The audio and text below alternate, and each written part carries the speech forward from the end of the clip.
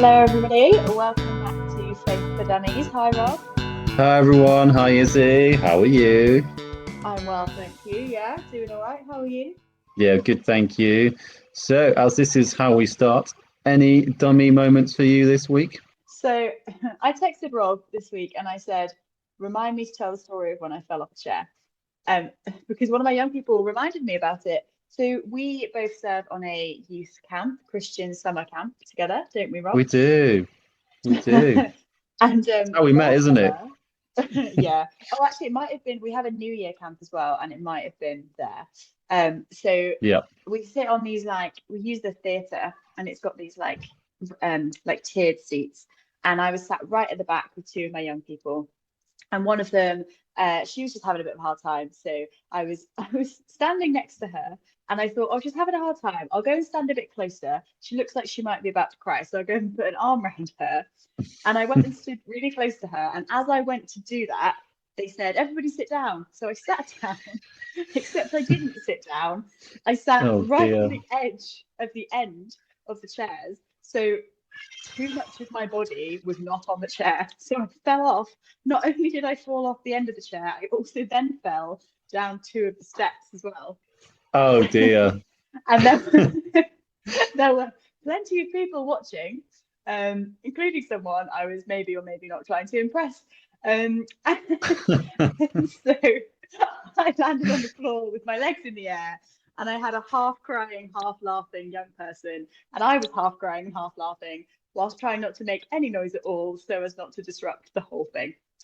Pretty dummy moment for me. That's funny.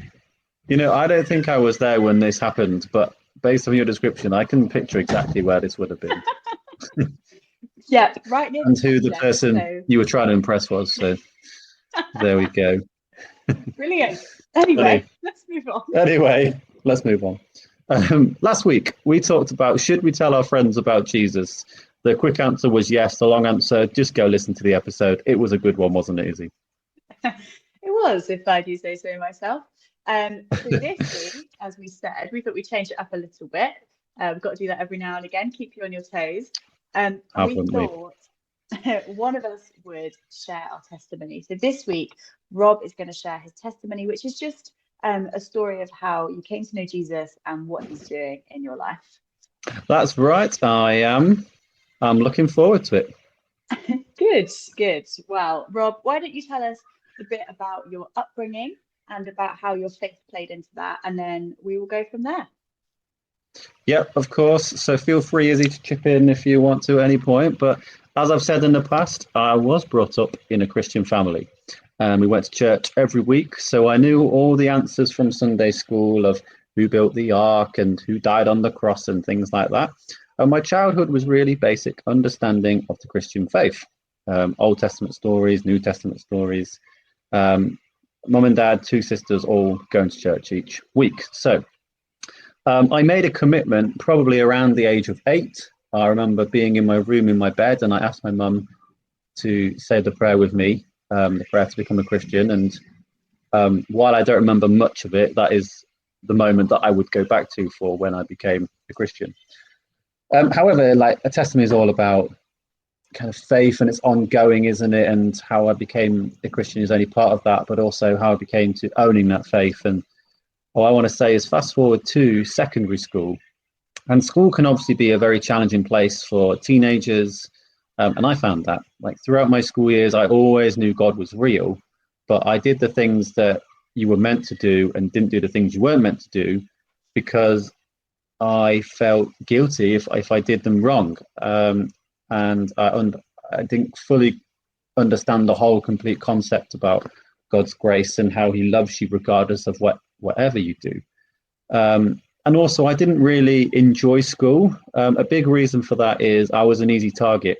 If you know me, you'll know that I'm actually really tall, and I always have been. So I've always been above average in height and taller than everybody else. So in school, I found that teenagers were always looking for anything that makes you different, makes you stand out, and ridicule you for it. So I was called some pretty mean names. I was called Lanky. I was called Planky. It wasn't really Izzy's doing that thing where she's like, I'm trying not to laugh, but Planky is a bit funny, isn't it? It was a bit. I mean, I'm just It's okay. imagining little teenage Rob I running know, but I around. wasn't little. That was the problem. Anyway, so that being combined with a quiet kid, and I was quite shy, it meant that I didn't really have a lot of confidence. And that's kind of something that has changed over my life and as I've known Jesus. And that is something that is, I feel that Jesus has helped me with. And I have a story of when I was in maybe year 9 or year 10. There was a girl in my year, and I was talking to her, and I knew that she went to this local church just because of how she lived her life and her faith. Oh, I knew she was a Christian, and I mentioned something about that to her, or my church, or whatever. And she looked at me with a surprised look on her face. Was like, "You go to church?" I was like, "Yeah." She's like, "You're a Christian?" I was like, "Yeah." She's like, "Oh, I didn't know that." And that story's always stayed with me because, kind of also from our previous podcast, really about should I tell other people about Jesus? Clearly, um, like I wasn't really that very good at it when I was younger because this my friend here didn't know. So anyway, she was at the local church, and then later on, I actually started going to that church. Okay, and how did that happen? How did you get involved? So year 10 comes around, and my good friend, who isn't a Christian, invites me to this local youth club. And they play games, they have a God slot, the usual kind of youth club things. And I go because I think it'll be fun. And as a result of going, I meet all these friends who are part of a youth group who are Christian, and they're great. They're caring, they're funny, and I become absorbed with this positive environment. And what they're exposed to, I'm exposed to. It just really helped me through year 11 and through college. At some point in there, I decided to get baptized. I started joining their youth Bible study, their youth band. I stopped going to my parents' church and I go to this church on a Sunday morning. And that group really kind of helped me own my faith. And I'm very grateful for that. But the part of that story that I come back to is the fact that it was my non-Christian friend that invited me to it. And actually, I had all these Christian friends that were there, and there wasn't the invitation from them. So it just shows why our last episode really about sharing your faith is just such an important thing to do. So anyway, what happened then? Year 12 comes around, and we go to a summer festival. And I'm thinking, what am I going to do after I've completed college? Like, I'm doing music at college. Do I really want to go into the music industry? And I see a leaflet on a table, and I open it up, and it's promoting a gap year in Manchester. And I think, oh, okay, that looks, fine, whatever. Folded it back up, took it back to my tent with me, didn't think much of it. I then go home. I then go to a different youth camp, and at this youth camp, I'm working on teams, so I don't pay to go. I work on team, and I'm working in the kitchens. I do so many rounds of the dishwasher that me and the dishwasher become best friends. And I only have enough time to get to one seminar, and it's on evangelism. And the guy leading the seminar is a guy called Andy Hawthorne, who is like the CEO of a charity in Manchester called the Message Trust. And he's telling us all these things, and he's really passionate about his faith. And I'm really like, yes, I really love Jesus, but you're explaining that in a way that is so passionate and so great that I want to be a part of this. And he's also promoting this gap year. And guess which gap year it is? It's the same one as that little leaflet folded up from the previous summer camp. And so I'm like, okay, maybe there's something in this. And so I apply. I apply for this year. I go up to Manchester and I visit it. I take my mum with me because I'm a bit shy, and lo and behold, I get accepted. So that was really good. But in the meantime, that's what my future plan is. I have to go back to college. Okay, and what was college like? Was that as easy as kind of the youth group and being a Christian? Was it easy there? No, it wasn't. but I had one friend there who was a Christian, and he seemed very confident in his faith, and I was very, very grateful for him and his presence in that class, because he'd already been there for a year, so he knew what everything was. So everything that I was experiencing with him, which was really great. And God really puts people in your life at the right time. But college was inconsistent. The course was really great, and the people generally were nice, but college culture was hard. There were people smoking things that they shouldn't be smoking, and doing things that perhaps typical rock star musicians were doing after lectures. And our year group at college was quite clearly split into two. And so me trying to live my faith and not be absorbed too much in the worldly things that were going on was a balance, and trying to get that right. And it ended with me not really talking to the other half of the class, not for any reason that we fell out or anything, but just kind of scared really about sharing my faith with them and whatnot. And so all these things that I look back on my time and think, I wish I could have done things differently, but that's just how it happened. And looking back, I can really see what has helped me in my faith. And so anyway, I go through this year in Manchester, and it's all about training to be an evangelist for mostly young people, but kind of for everyone, using predominantly creative arts. And it's in areas of Manchester which are perhaps more deprived than others. And I learned loads, like so much about God's heart for people of all different backgrounds. And like where I'm from is very middle class, and I didn't really go to a middle class area in Manchester, and I really, really enjoyed it. And somewhere in that year, I decided that I wanted to be a youth leader. And when I moved churches back ages ago, like I was talking about, there was a youth leader there, and he was all right. Like, he was a nice guy, but he was his style was much more of a secondary school teacher, a bit more like, oh, you have to be here and there, and telling you off and stuff. And I remember one time he had something sticking out his back pocket, and I pulled it out, and he sent me over to the other side of the room and was really cross at me. I was like, oh, I didn't think it was that bad. I'm really sorry. Try not to cry as a 17-year-old who's 2 foot taller than him. Anyway. Oh. Yeah, so I decided that I should try and be the change and become a youth leader myself. And I went to university and ended up being a youth leader for a church in Leicester for 3 years. And that was, whoop, whoop, I was there when they won the Premier League.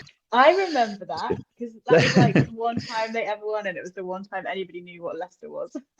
Yeah, we probably lived in Leicester at the same time then, that bit. Yeah, anyway. That's really weird. Yeah, we'll have to chat about that when we're not recording. Anyway, yeah, so I did that, and then that was that, and I kind of learned a lot about being a youth leader in those 3 years. Lots of good things, lots of things to help you develop, but that's kind of like my testimony, plus a bit more really. So hope you enjoyed yourselves. Yeah, thank you so much for sharing that. I think when we talk about testimony, people often think like, I've just got to share up to the point that I met Jesus, and then that's it. And actually, it's really interesting hearing how you lived that out, and kind of through the years that maybe some of our listeners will be in at the moment. But testimonies are ongoing past that as well, and you are definitely past university age now. Only just. Only just. You're older than me, so that's a lot. But what is going on in your life at the moment then, in terms of, what is God teaching you, or what are you how are you feeling about God, things about church? Just, let us know what's going on there. I'm at a very different life stage to where I've ever been in. I'm in such a lovely time of my life where I've got 2 young boys who are nearly 6 months and 2 and a bit, and it's great, but it is very tricky balancing that and balancing work and being fair to everyone. And so I think God's trying to talk to me about rest. What am I doing for my family? What am I doing for my work? What is working well? How can I progress the youth ministry that I'm doing in my work in a way that blesses the young people I work with, while still remaining faithful to my family in a way that is just blessing them as my priority. But also, I've got some family members who are a bit poorly at the moment, so kind of praying for them and seeing how that goes. And also just kind of living the basics, really, like reading my Bible every day. I don't get around to doing it every day. My time is quite hard at the moment. That's just I'm telling Rob that I can hear his children crying. My poor wife, she's such a saint dealing with them both next door. But that's the stage of life you're in. That's the stage of life I'm in. It's a blessing, it really is, but it is tough. And trying to part of it is like church on a Sunday morning for my wife and I at the moment is interesting. Like particularly her, I obviously have commitments Sunday morning, but she doesn't, which means she's often in creche looking after the boys, and that means that she doesn't really get a lot for herself. So actually, it's about trying to be. Well, we asked ourselves, is it worth us going? We don't get much out of this, but we might not get much out of it. But our eldest is being exposed to good church culture from such a young, early age that when I hope he is in his early 30s doing his podcast with his friend, talking about how you can be Christians to the teenagers of those days, that he can say that his testimony was he was born and raised in a loving Christian family, and he wasn't exposed to things in a negative way, but actually shown upon them with compassion from his parents and his peers. And that's kind of the stage that I'm in, and hope that I do well. So there you go. Sorry for the essay. No, that's great. I think it just shows that we're constantly learning about how to live for Jesus, and our life changes all the time. So, we can't just learn something when we're 15 and then carry that forever. So yeah, thank you so much for sharing so much about your story. And I guess if anything about your story has resonated with anybody, then if there's someone that knows you, they could chat to you about that, or your story will be the same as definitely. Yeah. So yeah, thank you. And we have actually. Oh, shall I go? I'll go. Yeah. We have a friend who talks about that sort of testimony as being righteously boring. Yeah. Boring in one sense, but by the grace of God that I've not experienced lots of hurt and lots of pain, which has then led me to God. That I had someone come and talk to my church once, and he shared his testimony about drugs and alcohol and pain, and he said that someone came up and said, I wish I had a testimony like yours. And he said, why? He said, why would you wish that amongst yourself? Like, your testimony, first of all, is unique to you, but also look at the lack of things that you've experienced and compassion you can have and whatnot. So yeah, I'll stop rambling now. Yeah, no, I think I always hear every parent wants their child to have a boring testimony. And I had the same thing. Somebody told me they wished they had my testimony, and I said I wished I had a more boring testimony. So I think my challenge for people listening this week would be go away and write your own testimony, and try and look at the different spots where God has had an impact on you, or he's changed something in your life that wouldn't be the same if he wasn't there. Great. And next week, Rob, we are going to think about, why is church sometimes really boring? That is a good question, and I think for one of our future episodes, we'll have an Izzie testimony episode planned. We will. We'll get there. We will. We'll look forward to that one. But in the meantime, thank you everybody for listening. I've gone off script. I'm sorry. We will see you all at another podcast. Great. See you next time. Bye. Bye.